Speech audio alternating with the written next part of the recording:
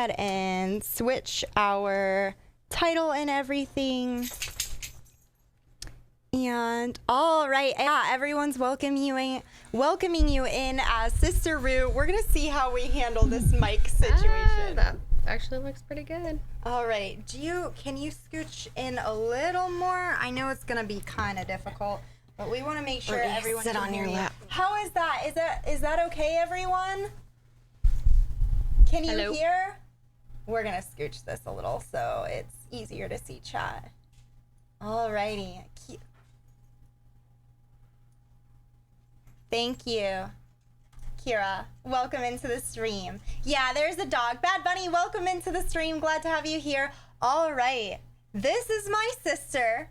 We're going to be talking a little bit today about her experiences in the hospital. So you all might know her from some of my posts on Twitter. Speaking of which, I wanted to drop your one that you posted to let everyone know that you're on already. But she has been a huge ally for me in handling our not so trans friendly mother and really super duper wholesome. Thank you for the biddies, Mark. I really appreciate it.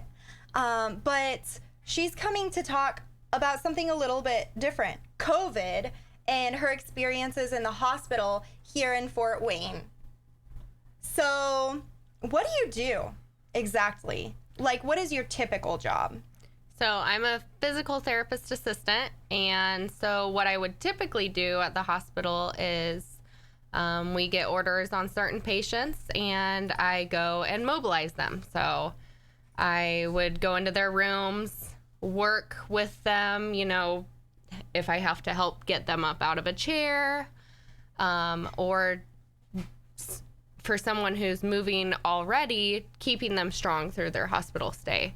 As most of you might know, you go to the hospital and people just lay in bed. Mm-hmm. And so it's important that people stay strong so that when they get out, they can go home. Yeah, absolutely. So your job has been obviously influenced by this pandemic that's happening. So what is that looking like? Because I know initially when this started hitting, a lot of people weren't really understanding what was happening. I know I certainly did. And so some people were like, what do you think of this? And I was like, it's not really a big deal. It's not affecting me. Mm-hmm. It's going to affect, I'm concerned for the elderly. I'm concerned for immunocompromised people. But I didn't really think of how it was going to really influence our community as a whole, other than those like potential dangers. Since listening to you, my view has changed on that a lot. But what is your experience in the hospital as a hospital worker? So I was kind of like you, and I think a lot of your thoughts were probably stemming from me because I was skeptical. But now that we see it hitting so hard, my thoughts have definitely changed. My experience has changed. So we're seeing more of an influx of not my typical patient, but all of these COVID patients or COVID rule-outs because their testing is taking up to 10 days to even find out if they actually have it. So whereas normally, I'd go into isolation rooms and I'd have to wear a gown or gloves or sometimes just like a regular mask. Now we're wearing masks that we didn't typically have to wear, N95s. And the only other time that we would wear those is for like a TB patient or measles, things that we rarely see. So these masks, kind of suck to your face, and then you have goggles, and then you have gown and gloves. And so you have to be very, very careful when you're putting these things on and taking them off to make sure that you're not becoming infected yourself or spreading it to the other staff or other patients. So just in that aspect is already adding stressors to your job. But then you have the patients who can no longer, our hospital is not taking visitors any longer. And so instead of, being able to talk to the patient and their family, you're just in there with a patient and they're so lonely. And so a lot of times I'm spending even more time while I'm having trouble breathing in these rooms, and then doing all the extra stuff for them. So it's been a huge change, at least from that standpoint. Okay, yeah, absolutely. So what are some of the concerns that your hospital is running into? When you say, and I'm looking for a little bit of a clarification here, what do you mean by rule out patients? And I know you were talking to me a little bit about how long the testing is taking here. What does that look like? So what are rule out patients? How does the testing influence that? And what's it look like here in Fort Wayne as compared to other places? So a rule out patient is someone who has shown some kind of symptom, and when they took like a chest x-ray on these patients, they've seen what I'm taking as like a fibrosis. And that's not saying that they have it or they don't have it. It's just kind of giving a red flag as to, hey, this might be someone who has COVID. So then they're taking swabs up these people's noses, and they have to send them the swab, they have to send it to a lab. And for a lot of these patients, especially ones who are a little bit higher level, it's taking 10 days or more. Actually, I haven't seen any results come back on any of my floors. So, we're treating them all as COVID, whereas they might not be.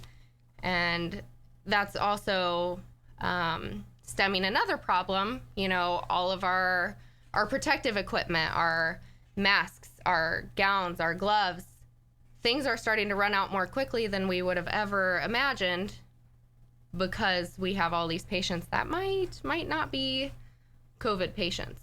And the testing is taking a long while to get back, which means you have to keep using those. And Bread Pill was asking, is your hospital experiencing mask shortages? What are the shortages looking like? So since day one, my hospital in particular has really taken initiative, and they're trying to be proactive. So we've just started, instead of throwing our masks away, we're now putting them in bins where they eventually might be recycled. So we don't really know what that looks like. We don't even know if that is something that is safe. But we've never been in this territory before. We've never had to use this many masks. So we're already beginning to try to fight that, because we know that we're going to eventually run out. We've never had to stock for this many masks. So that is a little scary for a lot of our workers.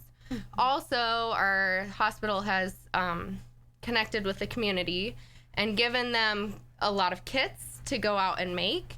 Now, I'm kind of torn between between what I think about these masks.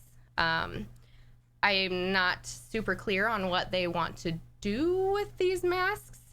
It came through in an email, and it sounds like the masks that the people are making, which are different than N95s, so they're gonna protect against just droplets, which is a little bit different than the N95, which protects from anything airborne. So you can't breathe anything airborne in with the N95. So these droplet masks that are being made outside of the hospital will supposedly protect. We're unsure, like I said, but it's just an initiative, and it might be just to kind of help calm the panic. Not sure. None of this is actually rolled out yet. So yeah. So when you talk about droplet versus airborne, I know some people might understand airborne is something in the air, but these were some differences that I wasn't really familiar with. Could you describe the difference between droplet versus airborne, what those sicknesses, like what sicknesses go under droplet versus airborne? Right. So I mentioned the N95 masks we use for like a tuberculosis patient. So So that's airborne, right? Correct. That would be an airborne patient. And honestly, in my 6 years working in the hospital, I've had maybe 2 patients that I've actually had to use an N95 for. These are specifically fit to our faces, so we have to go through testing every year for these specific masks. Some of the masks fit certain kinds of faces. They don't fit others, depending on, the face shape. So we've always kind of been prepared, but never really seen anything like this. Whereas a droplet mask is the typical one that you see that kind of goes behind your ears. I wish we had pictures, but the typical mask that you're seeing out in public, the yellow ones, and sometimes they have shields that go up over your eyes. Those are protecting more for flu, pneumonia, the common cold. If somebody sneezes, you can't get the droplets into your mouth or nose. Yeah.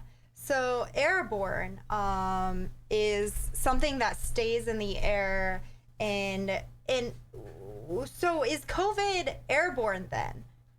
Yes. Because there's been some confusion around this, and you go to the CDC and things are a little unclear. What's happening there?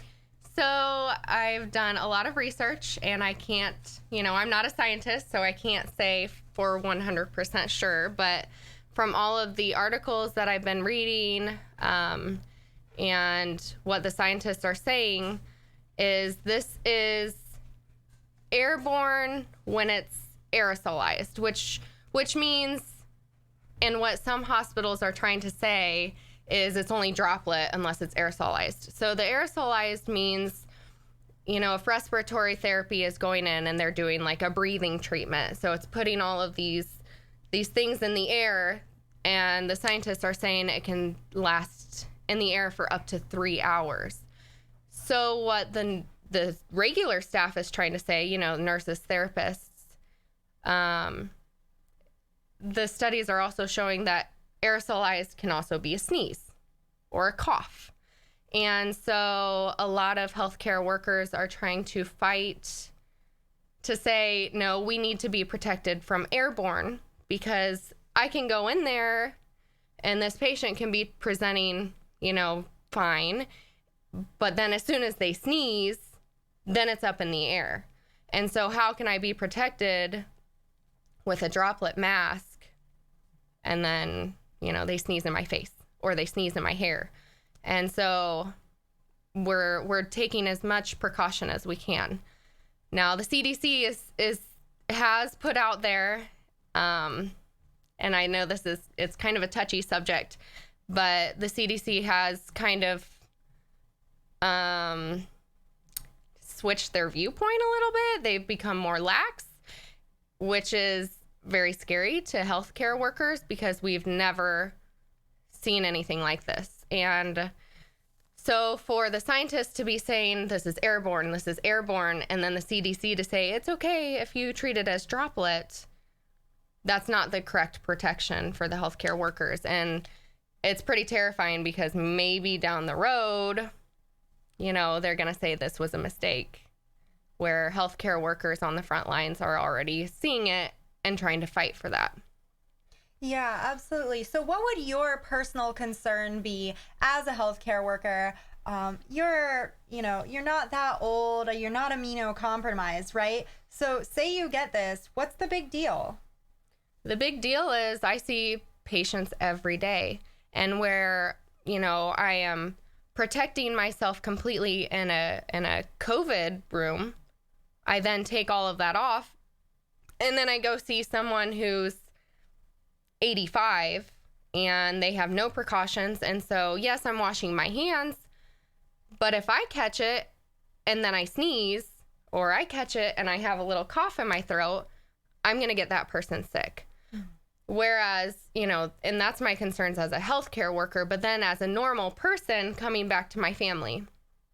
And this is such an unknown territory that the statistics kind of aren't rolling out fast enough. We haven't had enough time to actually figure out what's completely correct. We don't have huge experiments on this. So I could bring it home to my family, and no matter what, they're going to get it if they're in any contact with me, cough, sneeze, we use the same bathroom, things like that. Or even going out in the store, who knows who I can give it to, and nobody knows if I'm sick. So. Yeah, absolutely. Absolutely. Admiral Jack was wondering, are the tops of your ears sore from wearing masks? We had to start wearing some masks, but after a couple of days, the tops of my ears had like little cuts from the straps. I don't see how people wear masks all the time. Yes. So if you're wearing the N95, I've noticed especially that they ride right over the tops of your ears. And I've actually noticed myself that I was getting headaches before I was actually having the skin issues. And a lot of our staff is seeing this. And so there are healthcare workers taking initiative to figure out how to kind of combat that. We actually talked yesterday about taking, I don't know if you guys have seen, like, when someone has oxygen on and it goes behind their ears, they have these little gray cushions on the oxygen. And so we were talking about stealing some of those little cushions and putting them on the masks themselves to prevent the rubbing. We're trying to figure out what to do about the pressure itself, because I feel like that's causing a huge issue, because then I have goggles and glasses and my mask. But we're trying to kind of limit who is going in to kind of help with that too, because if I have to do it 5 days a week, my whole shift, it's definitely going to cause some issues. Yeah, absolutely. So as someone who is on the front lines of responding to this pandemic, obviously you're having the headaches and the rubbing of the masks, but what else are you experiencing, both physical and any other aspect of handling this? Because I figure there's an emotional component. As a healthcare worker, I listen to you talk on your normal work, and you seem hugely dedicated to your job and your patients. I would say, I know we have a lot of disabled people in our community, and we talk about, not just from the disabled community, but the communities in general, how there can be very frustrating doctors and nurses that don't listen. You are one of the people that I would consider an exception to this. You're regularly calling that behavior out. And I know that you understand there's a level of difficulty in seeing patients over and over and over again, and not kind of struggling with the sense of loss of people, right? But I noticed that you put a lot of effort into caring for your patients. So I'm curious the impacts of watching this happen. So it's definitely emotionally draining. Whereas, I feel like a lot of outside people, they're like, well, you signed up for this, you see people die all the time. Well, yes, I do see people who, we've done everything that we can. And so then they pass away, or they make that decision themselves. I don't want to live anymore. I'm 95 and I have all these issues. I want to go hospice. That's one thing. Yeah. So helping them through those decisions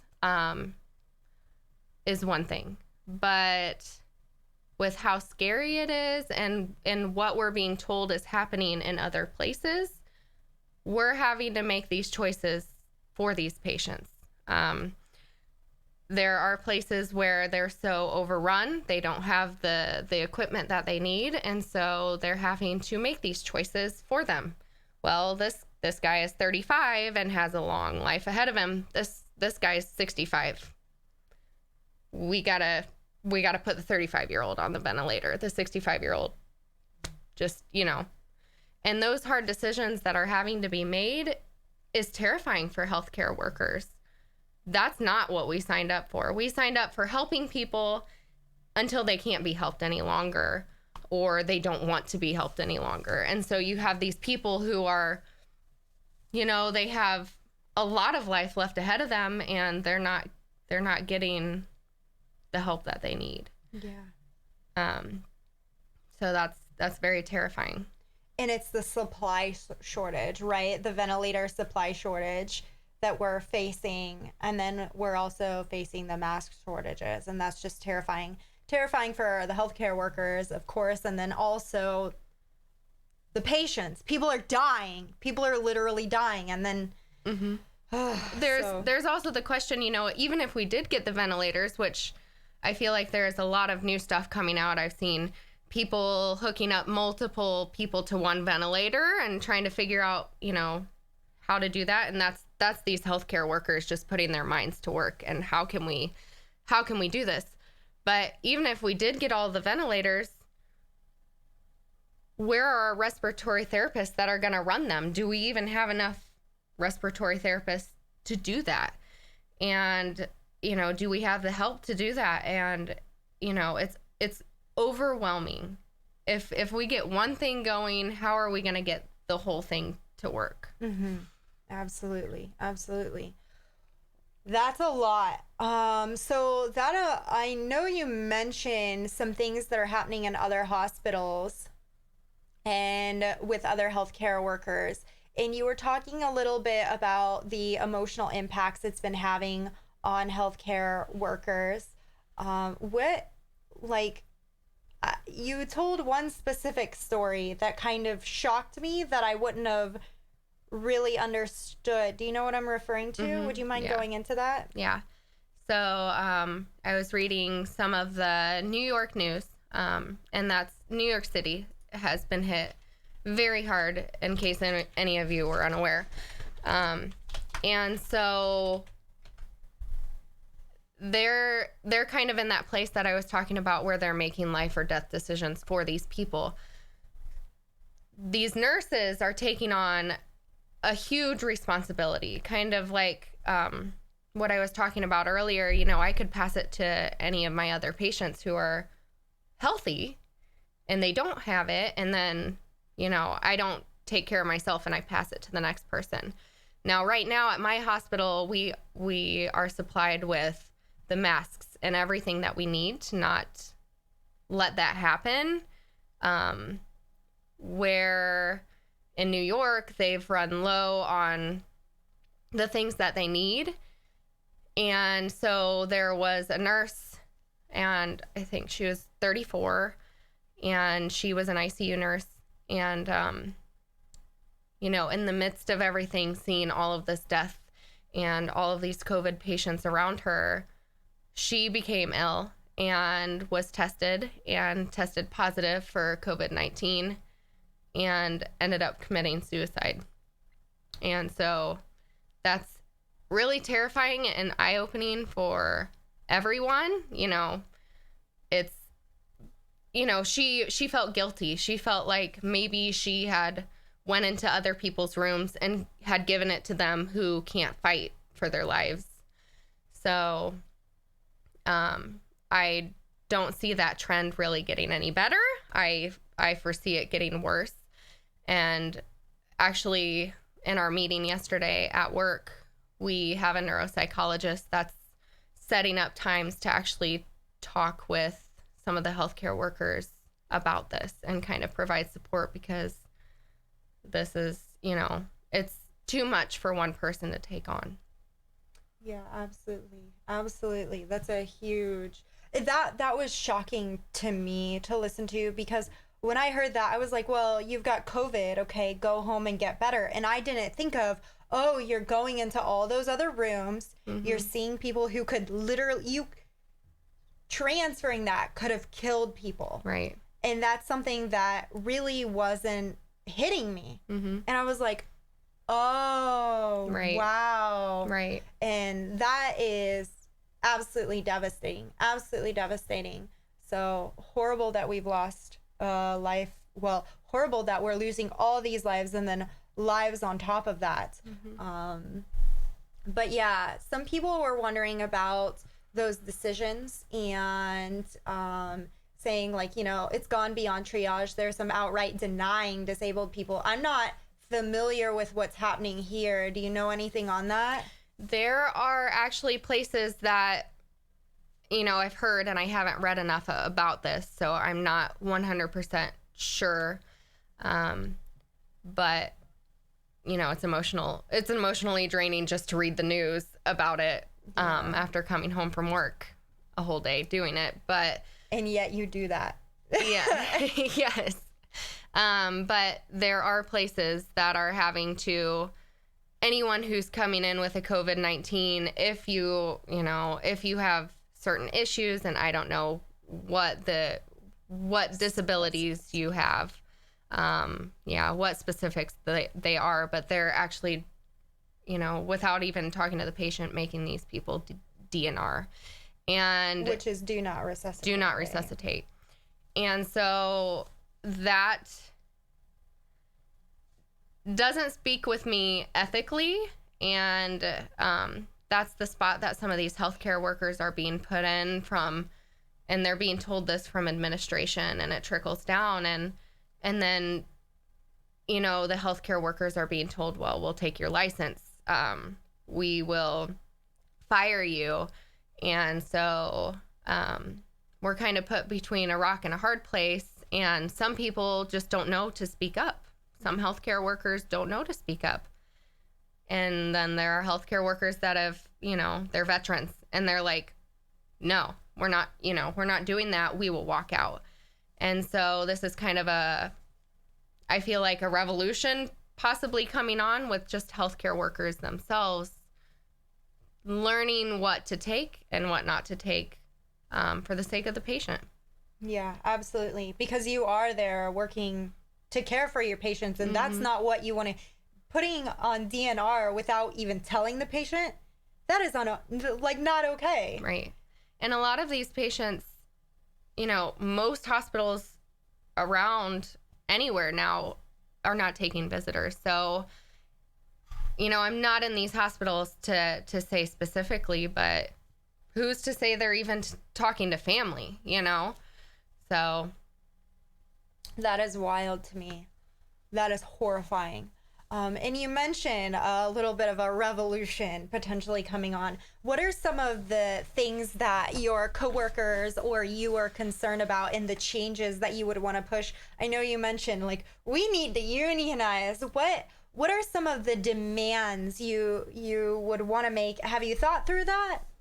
Yeah, definitely. I've already kind of put it in my head before we started seeing such an influx that, if they tell me that I'm going in a room without my droplet mask, or they tell me that I have to keep reusing it even after it's been soiled, that's not safe for me, and that's not safe for my patients. I'm not going to go into a room and do that. And that's not just for my safety, but that's for all my other patients' safety too. And so I feel like that's just the beginning. There are, thankfully, I'm not an ICU nurse, but these ICU nurses are being put under all of this pressure, and I feel like they're probably driving the ventilator thing, and I'm seeing an uproar. A lot of them are saying we need to tell our government that we're not going to keep treating like this. We cannot continue on without the ventilators, all of the, our protective equipment, things like that. We're not going to continue on because there's money that we could spend on this. This is top priority right now. And there are a lot of other things happening in the world, but lives are being lost. And it's been unfair to a lot of these patients. Yeah, absolutely. The lack of ventilators, making healthcare trying to make the nurses make these decisions that they shouldn't be. Right. That's not okay. Right. Absolutely. I hear you. So, I guess I kind of want to go into, you talked a little bit about, did you tell them how long the testing has been taking here? Yeah. So that was wild. How has that looked in different places? So we've definitely seen, even in certain states, it's really different from hospital to hospital. And that's what's blowing my mind. I sent out just I'm in a healthcare Facebook group, and a lot of these healthcare workers, I've had hundreds and hundreds of responses as to what different hospitals are doing. And, you know, a lot of us nurses, therapists on the front line aren't completely, you know, we don't understand what's happening in the lab. So I don't know the logistics of why, but there are hospitals that are saying, you know, 24 to 48 hours. And there are other hospitals that say 7 to 10 days, and some of them even more than 10 days. And so, you know, we're trying to push, but we don't even know where to push from. And I was even told myself, because I stopped one of our infectious disease doctors, and I said, so where are we sending these tests? And they said, well, we're sending them to Quest, which is a lab somewhere, and everyone sends them to Quest. And I was like, I'm not sure how legit that is, because some people only take 24 hours to get their results back. And I've seen that some hospitals are actually doing it in-house, which means that they're doing it at their own labs. And I don't know what it takes to do that. But there was also word at our hospital that it will start being a 48-hour process. So hopefully that's true. But we've also seen differences from floor to floor, you know, where the ICU has these patients that are extremely devastated, and their symptoms are very apparent, and their tests are coming back a lot more quickly than maybe my patient upstairs who has a cough and, you know, it just a little bit of difficulty breathing, where those are taking a lot more. And, you know, honestly, it's probably, you know, one's taking precedence over the other, which happens all the time at the hospital, you know, whatever's more emergent. Absolutely.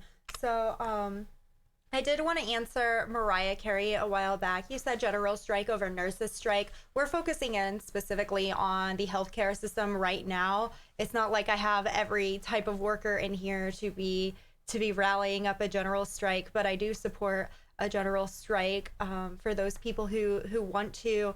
I know that there have been absolutely concerns with your partner's work, your husband's work, who you'll hear me occasionally talk about as well, with his company and the precautions there.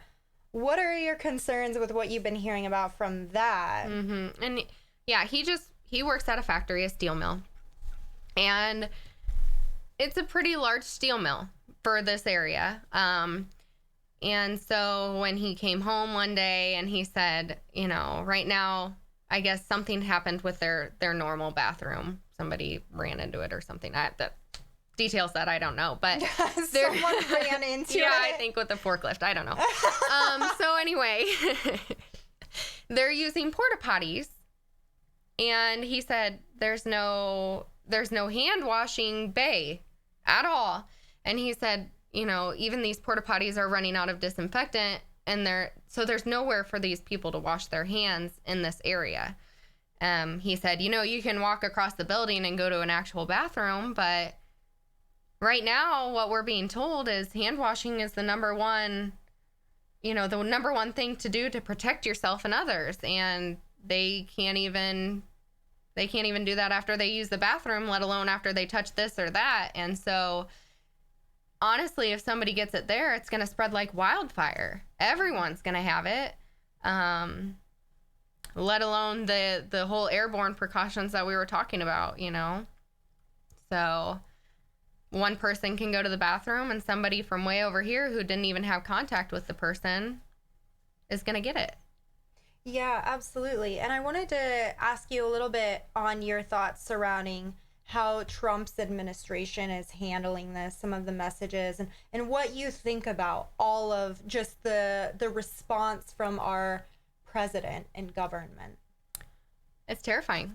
It's terrifying that people follow this, and that people are buying into some of the things that he is saying, where we have a scientist telling us that, these things are lasting for this long and we need to shut everything down. And he's coming back and saying, well, let's open some things back up.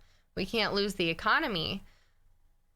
Well, what's the economy going to be when we lose thousands of people? Honestly, the lives come first and then the economy will come later. The economy is, it's a huge concern for a lot of people.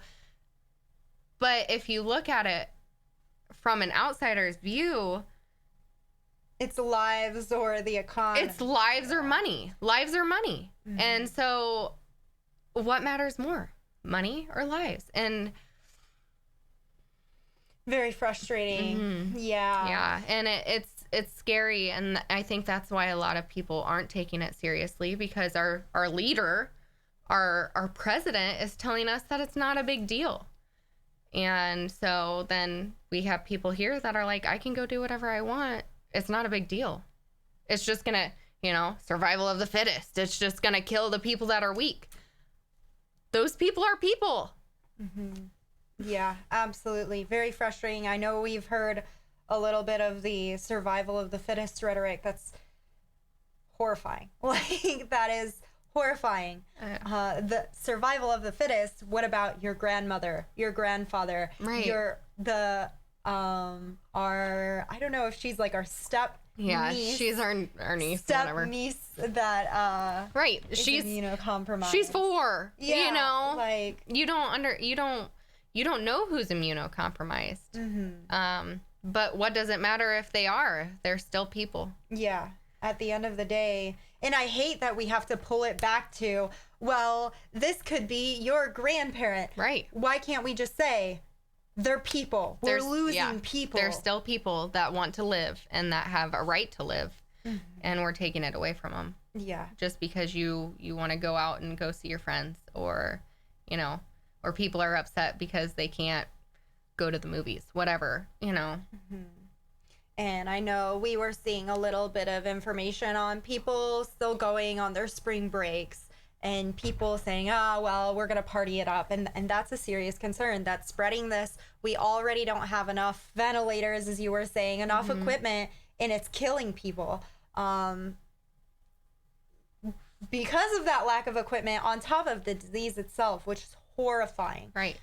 So, and I feel like everybody has this huge trust in our system and in our healthcare system and in our government that, if I get sick, they're gonna protect me. But honestly, right now we cannot protect everyone. We can't. And there are gonna be people that, it's so unfair. It's so unfair because we cannot protect everyone like we've always promised. And like the government's always promised. Absolutely. And I hear a lot of people commenting on, well, if the economy tanks, the Great Depression, how many people starved? We are the richest country right now, or whatever. We're in the top richest countries or whatever the fuck. We can manage to arrange our system in a way that people aren't starving to death. Mm-hmm. So I don't want to hear you buying into that bullshit of, if the economy tanks, we just have to let people starve. That is not the case. We need to mobilize so that we can be getting that food to people. We already, for the sake of profit, are already allowing people around the world to starve when we have enough to feed them.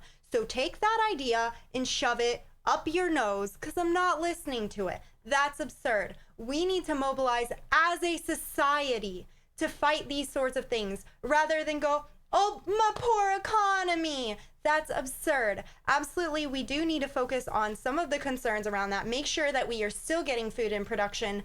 But when we have a system that's set up in the way that it is for profit, I don't want to hear that. I just don't want to hear it, okay? So just last week, let red line go down. Just last week, we were going to give $500 billion to, the large corporations. Yeah. And we were not thinking anything about healthcare. And so, it's where you're putting your money, honestly. We have money somewhere. Obviously, it's coming from somewhere. It's where we're putting it. Absolutely. So that's my frustration. I hear people say, well, the economy and the impact on human lives. Well, Look at how our economy is set up and understand that this doesn't have to be the way it is.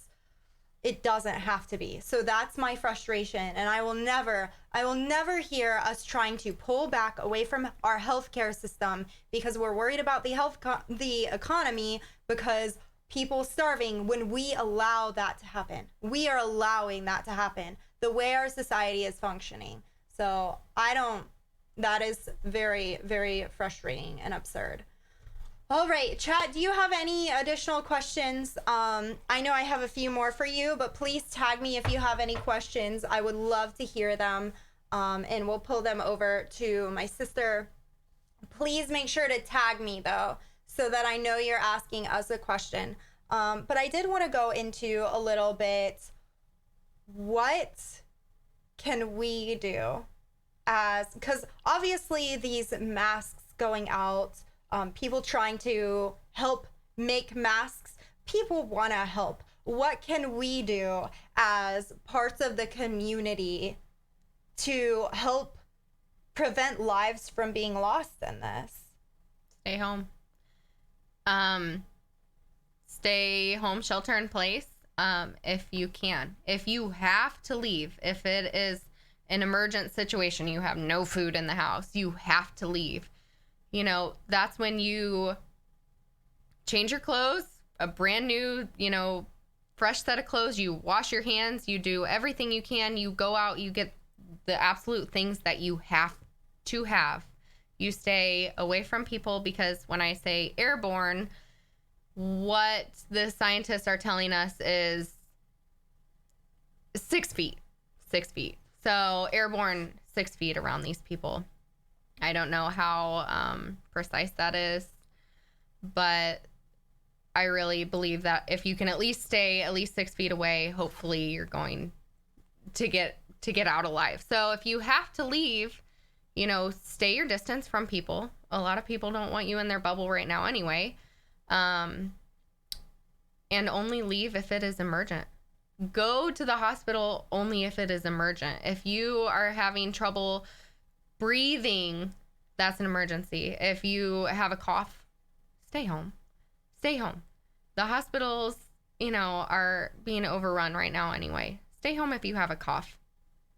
Lock yourself in the room. Have somebody leave food, at the door. Those are really the biggest things that you guys can do. Absolutely. Thank you. Sister Rue, things are extra stressful with self-isolation along with being an essential worker. So I wanted to know how you are holding up mental health wise.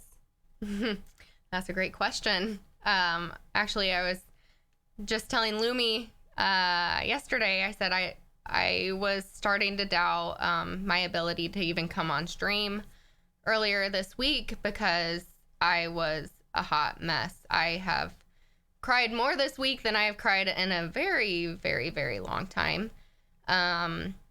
And just the thought of everything would make me cry. A song on the radio, like, this is worse than when I was pregnant. It's ridiculous.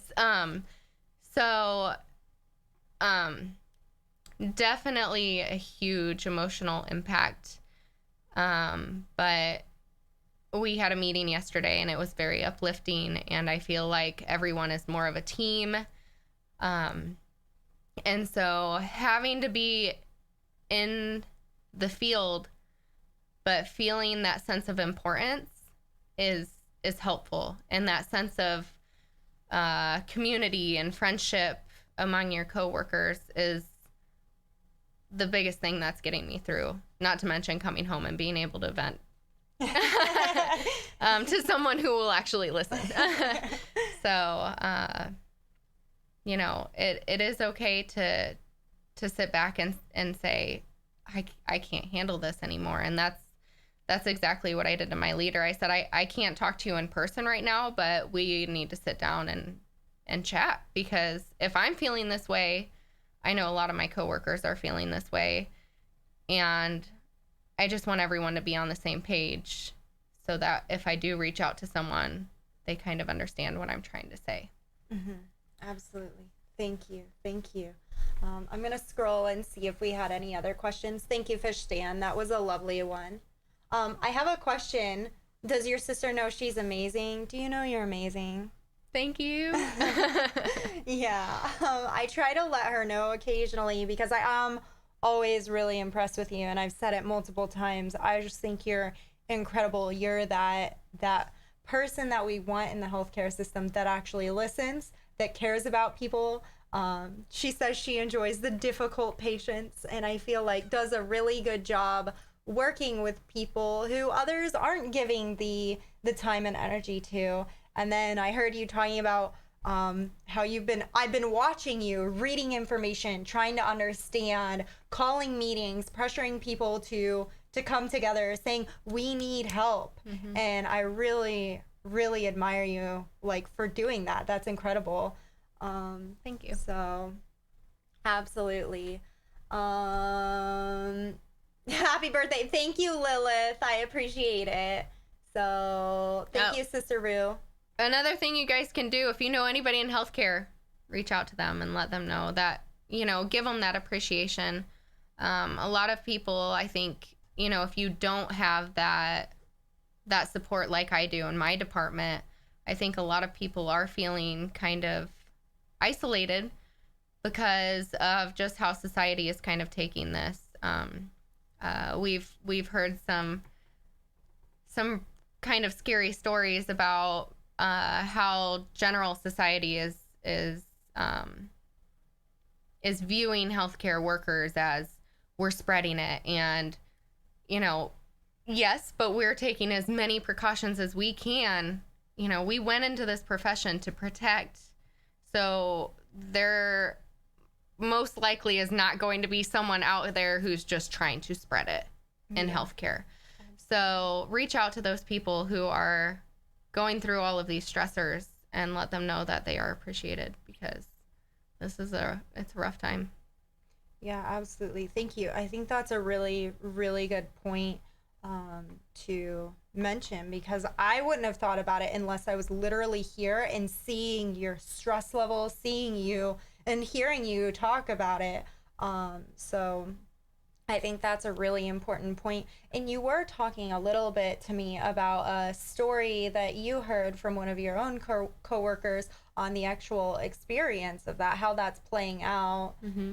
Do you want to go into that? Yeah. So, I feel like I can see definitely both sides of it, mm-hmm. Where society is scared. The general public is very afraid of what's happening. And so they're taking that fear out on healthcare workers. I read an article the other day that a nurse got gasoline dumped on her while she was pumping her gas. Literally, she might have been before work pumping her gas. Nobody knows the whole situation. But then I had my case manager approach me yesterday and say, I was at Walgreens. I was just getting my essentials, and this was days ago before it even hit us hard like it is now. And she said that her neighbor approached her, and she wasn't in her work clothes, nothing like that. And she said her neighbor approached her and told her that she should not be leaving the house at all, and that she's infecting everyone. When I know her personally, and I know that she is probably taking more precautions than anyone else that I know to not let that happen. And so people are, I understand that you're afraid, but you can't take it out on a healthcare worker. Yeah. And I agree, if you can, stay home, and definitely don't go out in your scrubs if you're coming off of a shift, but you don't know the whole story. Maybe this is my clean outfit, and I'm going to pump my gas mm-hmm. prior. Yeah. So absolutely. That is just unfortunate. And that brings me back to thinking about how you were talking about demanding that PPE, protective personal equipment, mm-hmm. and why that's so important, again, with your patients, not wanting to spread it among patients, but not wanting to get sick and spread it to other people as well. So I see why you could understand people's fear, but that's why a medical or part of the reason, a small part of the reason why people in the medical field are demanding that. And there's been some pushback against that, right? Mm-hmm. There's been some people saying things like, well, you know, this is the job you signed up for. And I heard you mentioning some things that I got me thinking, because I was like, well, yeah, you're a medical professional. Isn't that your job? That's what you're supposed to do. Mm-hmm. What would you say to those people? I would say what I signed up for is a lot different than what I'm having to do. Kind of like, you know, what I signed up for is helping these patients to make these decisions, or giving them every option that we can. And now we're being forced in the total opposite direction, where we're making these choices for them. And so that's not what I signed up for. And that's not what any healthcare person signed up for. That it's not. Yeah, absolutely. Absolutely. Very, very unfortunate, but thank you for trying to push for those protections, trying to push for that in your hospital. Letio Speed just wanted to say thank you, Sister Rue, for all you provided in these dark times, and good luck in the future. I'm going to catch up on chat really quick. Is there any other method than ventilator to stabilize a patient? So actually, kind of crazy. I was just talking to one of my friends, and she's pretty sure she has it. So a lot of people who are not going into huge respiratory distress can self-isolate and kind of get through this themselves. I don't know the percentages, but that's why I said if you think that you have it, just stay at home unless you are having difficulty breathing. But then we do have these patients who can't breathe on their own, and the virus has overtaken their ability for their lungs to work. And so right now, all we know is ventilators, because if your lungs are shutting down and they're not working, the only way that we can make them work is to put you on a ventilator. But not everybody is getting to that point. Mm-hmm. So I have seen some new, and I don't want to speak too much to it because I'm not well versed on it. I don't know enough about it. But some new drug that they're trying, and I've heard some doctors say that it's hit or miss. It might help you, it might not. And then I've heard other people have different stories. I don't remember what this drug is called, but it's something that they're giving patients before they get to that point of needing a ventilator. But like I said, there's so many unknowns. We don't have this huge group of people to try this on. I mean, we do, but life or death, it's not ethical to just say, oh, we're just going to give you this drug and we're going to see how you fare. Mm. So I think that they're really trying to come up with something, but you know, it's overtaken us so quickly that how do we even catch up with it? Yeah, absolutely. That's a great question. Yeah, thank you, Ali Fatik. I appreciate that. Lucky Wicks, thank you so much for your Twitch Prime. I really appreciate the support. Don't make her cry. I want to thank your sister for doing her part to save lives. So thanks to you from Echo Baz. And Dallas, thank you for the birthday wishes. Moving forward, do you think our typical interactions in public spaces should change to better combat potential pandemics? I haven't even thought that far. Well, I'm going to be completely honest. We are so focused on the now that the future is so scary, and we have no idea what it's even going to look like. Oh, wow. I think that's a great question. What should we do from here on out?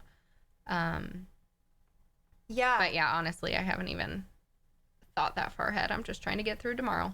Yeah, that's understandable. I actually had someone message me today and say, they said something like, I'm worried about, I want to actually pull it up because I found it an interesting thing. I was kind of shocked, if I'm honest, but this question brings it back. maybe people will be especially wait. Nope, that's my response. Excuse me. I think I made a sad realization that social life is going to be permanently damaged. Now, this might just be my doomer ass dooming, but I think people are going to be super cautious about interacting with others. What do you think? I didn't think so, because I'm like, pandemic, when it's over, I'm out there and I'm getting hugs, okay? I feel like that's definitely, and I was just telling Lumi yesterday, my leader was even like, as soon as this is all over, we're all going out for drinks. Mm-hmm. And we're still so early in it that might not be the case. Yeah. But right now, everyone's seeing the light at the end of the tunnel and saying, we cannot wait to give everybody big hugs and just be with everyone. But who knows how scarred we'll be after we hit the peak. Yeah, and that's something that I'm like, wow, it's kind of shocking to see your levels of stress. And I know I don't want to say you're not even a COVID patient dying, but you are a part of what is happening. It's stressing you a huge amount. Then people who are at risk are hugely stressed. People who may be at risk are stressed, and the general population worried about all of you are stressed. And so something that hit me really hard last night when we were discussing a little bit, because we've been catching times to chat occasionally, and it was rainy outside, really nice. Thunderstorm. Yeah, the thunderstorms. We're both huge fans of thunderstorms. And so we're enjoying this, and we were talking, and you said something that kind of struck me. We are just at the tip of the iceberg. We are just hitting this right now. So it is just the beginning, right? And you're already running out of supplies. You're already experiencing the stress. There are going to have to be some dramatic changes for the general public, for medical workers. Right. So, yeah. And I'm not in New York City, but it sounds like they've kind of hit their peak. And I think it's different wherever you are as to where you are on this curve. I'm sure everyone's seen the curve graphs where here's the peak, and I feel like right now where we are, we're down here somewhere, and we're not even up there yet, where some people might be up here getting close. I don't know where you are on that graph, but yeah, I know that just getting into it, we're already under huge stressors, so I can't really predict what's going to happen even to a week from now. When I go back to work, what's it going to be like? Every day is different. My hospital in particular is giving daily updates and changing things daily because everything's changing so quickly. Absolutely.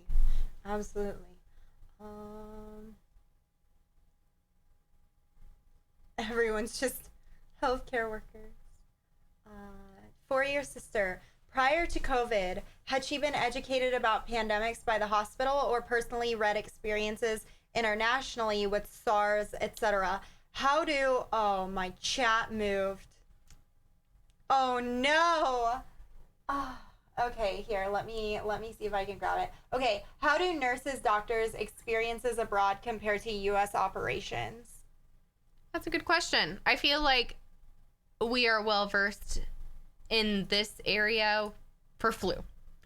Honestly, that's our biggest thing that we've seen, and I don't feel like that's been a pandemic. And so I know in school, I don't remember anything trying to broaden our awareness of a pandemic. We just talked about things that we already knew, and didn't really prepare for something like this.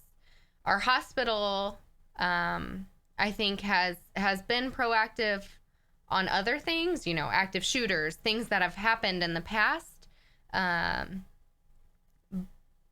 not this. Not anything to this extent. And it is kind of wild to me that we were taken by surprise this badly because nobody prepared for something like this. And looking back on it, you almost wonder why weren't we, And I guess it kind of even resonates in the government where, well, we don't need a pandemic team. It's not going to happen. And just kind of that thinking, like, we've got this no matter what comes at us. And I don't know if that's just America in general, saying that, you know, we're going to get through no matter what comes at us. Well, that's great until it comes and it hits you in the face and you're not prepared. Mm-hmm. Absolutely. Absolutely. And that's something I was thinking about a little bit on, not only how we removed our pandemic response team, and by we, I mean the Trump administration, and I love how he's going to, conveniently act like he doesn't know about this when he's on recording talking about it. But I was thinking about, well, how do we even prepare for a pandemic in the future? Because we don't know how it's going to hit us. We just don't know. So it's like, What do you need? Do you need ventilators? Do you... Mm-hmm. And that's what's scary, is the unknown. You know, I feel like people have prepared more for zombies than they have this actual pandemic. And, you know, who's to say that's not to come some kind of pandemic that's going to affect your brain? But right now, we're dealing with something that's affecting lungs. And so we hadn't, you know, you have no idea. You can't think of all of these situations that are going to happen. And I feel like to be prepared, you kind of have to, but really, who does? Yeah. You know? So maybe something we need to consider, and we had a pandemic response team. I think it would be interesting to look into what they wanted to do. I know, at least I was listening to Trump talk and him saying, well, you know, it wasn't that great beforehand, or something about the system wasn't great. And I'm like, well, we want something. We need something. At least somebody who's dedicated to that. And even if I feel like there's no way that you're going to know exactly what we're going to need. Yeah. Because it really could be anything, you know. The next pandemic is people losing their legs. You're going to need a whole different thing. A whole different thing. And you just can't predict that. But to have somebody who is already designated to figuring things out as soon as we start hearing about it and being prepared and proactive. I feel like most hospitals, when China first started experiencing it, I'm not gonna lie, I was skeptical. I'm like, it's not gonna come here, and if it does, how is it really gonna affect us? And even when it hit us, I feel like a lot of people are still like, it's not gonna hit us. What are we freaking out for? And even still, so to have a team dedicated to just that, you know, as soon as something comes out, they're already planning ahead. We could have changed everything, even just in my hospital, if we already were on top of it, you know, even when it hit Italy or even when it hit New York City, and we already knew the kind of testing that we needed, we would be so far ahead of where we are now. And so I do really feel like preparedness is lacking here, and that's a huge reason as to why it's grown so much. And the preparedness is even worse when you have leaders who are saying, this isn't real, open things back up. So very frustrating. And then I wanted to go a little bit into the comparison to the flu, because you mentioned we've had the flu, but it's not quite the flu. And I know I pulled up a video of someone I was listening to, and I heard them saying, oh, this is basically just the flu. It's only affecting, like, it's already only killing this many people. And then I know we've heard a talking point of, well, this is, what did they say? I just had it, you know? But that conversation around the flu, and it's only killing so many people, you know, the death rates are so low. And I was looking at that video and a little shocked because I was like, well, the other talking point. This has been around for a while. COVID has already been here. Well, what makes this different from the flu? What makes this different from the previous COVID? Right. So coronavirus, I'm sure some people have seen on Lysol or Clorox wipes. I just looked at my Clorox wipes today, actually, and it had coronavirus on there. So, but coronavirus. It had what on there? It said that it does kill human coronavirus. Okay.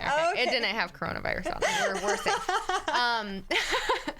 But, I even was reading and I'm like, okay, I can see where some people get that idea, or, even conspiracy theories that this has been around forever. Why are we freaking out now?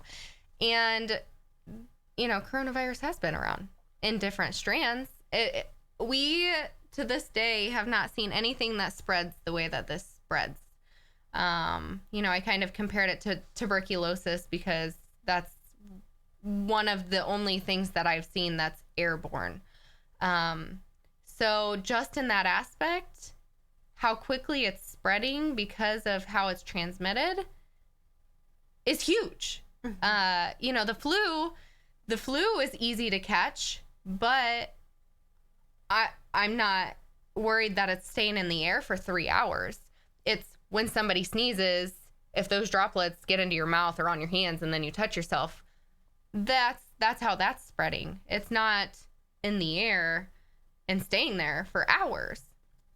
So there's that aspect, but then there's the aspect that the flu, we kind of know what we need to do. And we have treatments, we have vaccines, and not all of them are perfect by any means, but we're kind of versed in the flu, even though there are different strands. Things are changing every year. We haven't seen anything like this where we don't have any answers. We have never, we haven't thought about any way to even vaccinate for anything like this. But then how quickly it's taking hold of some of these patients.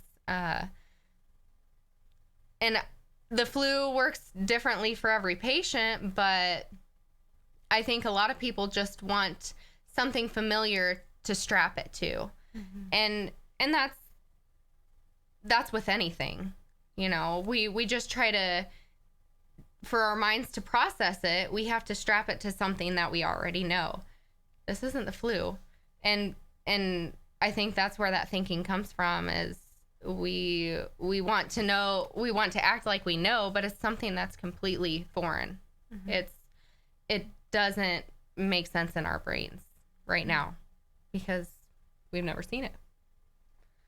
Thank you. That's helpful. I know I've heard that talking point around the flu, and I was like, I feel like this is different. Why are we having this national response like this if this is just like the flu? Right. Yeah, the flu kills a lot of people, but not at rates like this. And, we might even we're probably even underreported. I know here, at least we're underreported. Yeah, because I was going to say, we're definitely underreported. What do we have, like 10 cases of positive coronavirus? But in my hospital alone, we have more than 50 cases that are being looked at. Yeah. They're just not positives. Yeah, absolutely.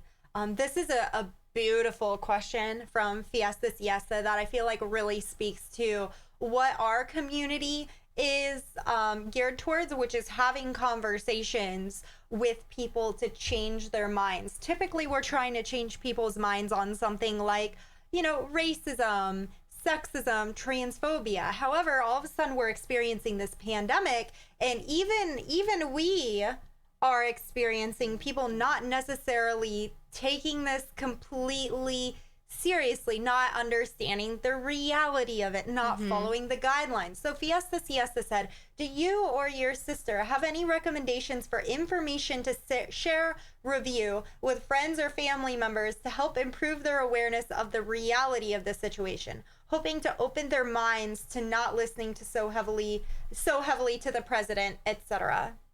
I think just what opened my mind, because like I said, I was skeptical. And I think I still would be if I was just listening to some of what's being fed to us by the government. But I took a look into actual healthcare. And I was talking about this Facebook group that I'm on that's pretty much all healthcare people, and they're all talking to each other, and we've never had anything like this before, where this person from this hospital is talking to this person all the way in across the country or across the globe.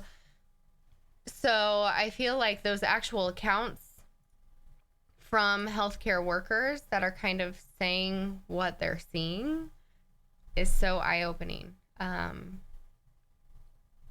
And I don't really know how to.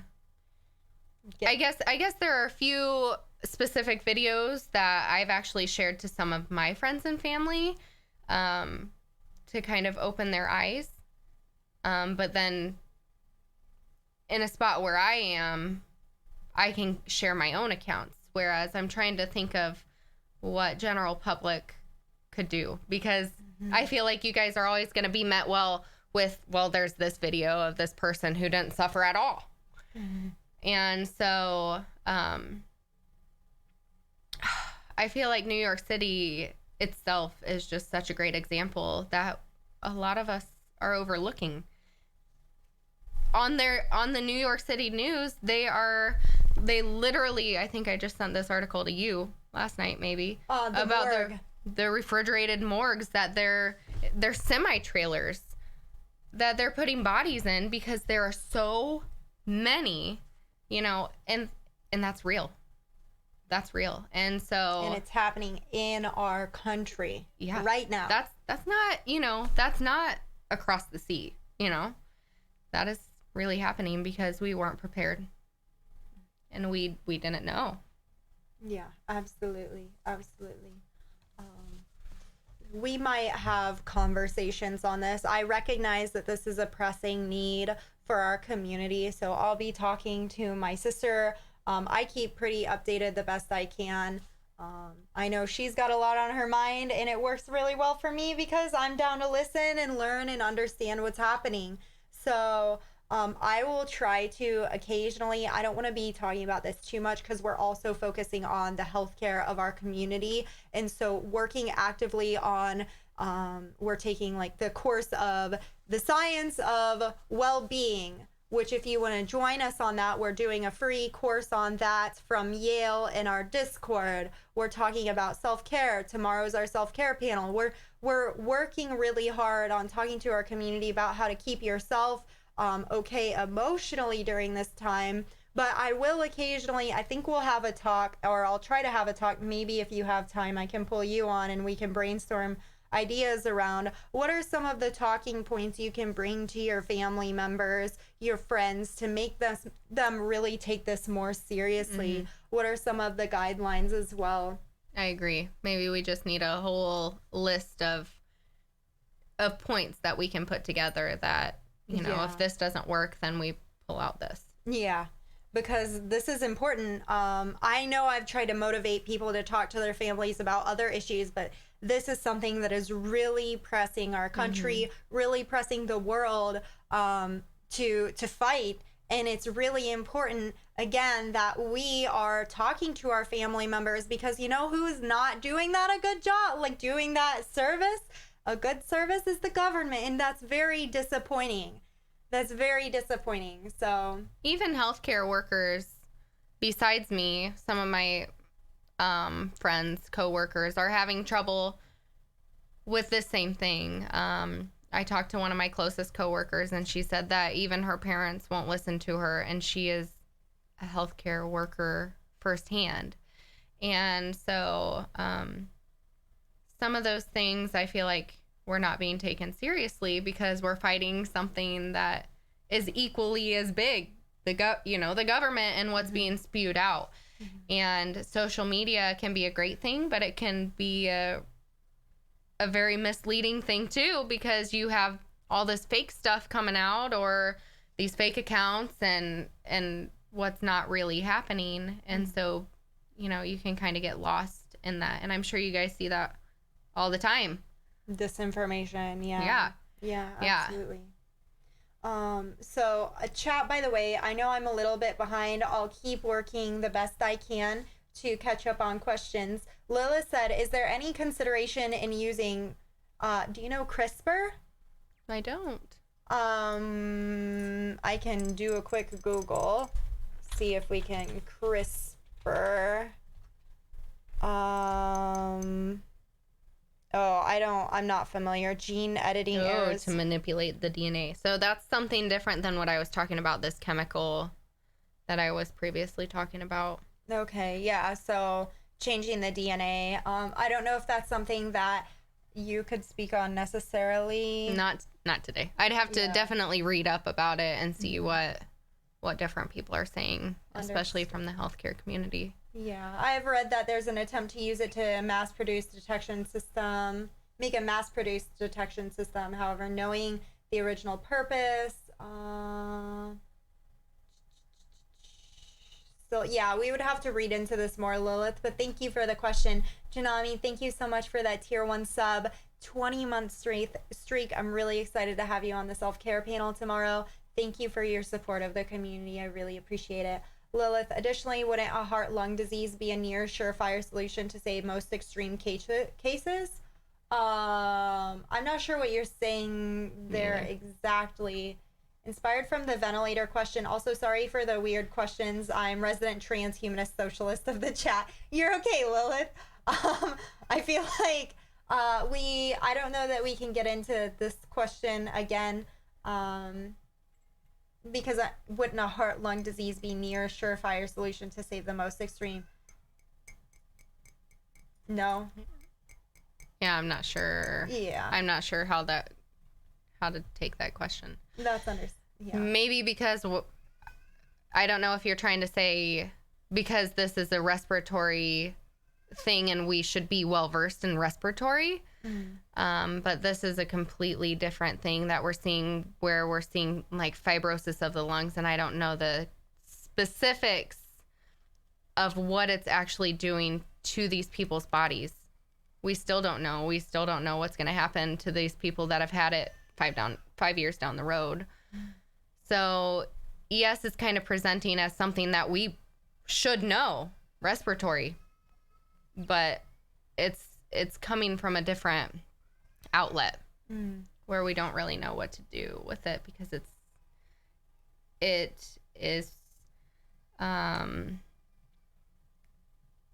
just performing in a different way than we've never seen anything else really take hold. Okay. I know I hear the kiddo. Do you have to? Yeah, I hear him too. All right. Do you have time for, well, let's do one more question. He's not crying too bad yet. Okay. One more question. Noticed a lot of snake oil type treatments popping up all over the place, exposure to people pushing these remedies in lieu of basic practices like hand washing. So hand washing is the biggest thing that I've seen. But I've also heard of a lot of scams coming out of this, of people pushing this oil or that oil, and right now there's nothing proven besides hand washing. And until we come up with something proven, I would advise you to stay away from some of these scams, especially if they're asking for money, because right now there's nothing that is being backed by professionals yet. So don't go buy your own tests, because that is a huge scam right now of people on the internet saying, oh, I have 20 tests for $100 and here you go. It's not true. Right now they've streamlined these things to be to people who are authorized medical professionals, things like that, because we don't want you to be scammed into losing all of your money because you wanted to test yourself. Mm-hmm.